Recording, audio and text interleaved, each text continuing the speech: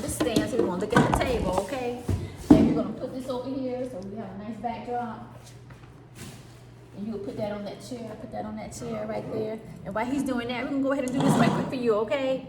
All right, so this right here is gonna be the camera Royalty World Eternity 2, okay? It's gonna come out, look at that, like milk. You're gonna come in right quick. Okay, I'll lift it up. Now this, earlier had the oils, but here it is. You see how they come out milk? This is how kings and queens took baths to kind of amplify the cleansing because it was so hot during that time, and you constantly have all types of toxins, you know, coming out the body. And this helps to clean off that didn't naturally clean off. Now this right here is the royalty, regular Royal Eternity. So it's going to come out like an oil, okay?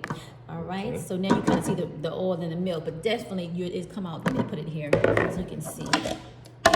Just come and zoom in. So this is the Royal Eternity. It's going to come out like an oil. Okay, this here, there you go. Yes, good stuff. This here is the Royal Eternity 2.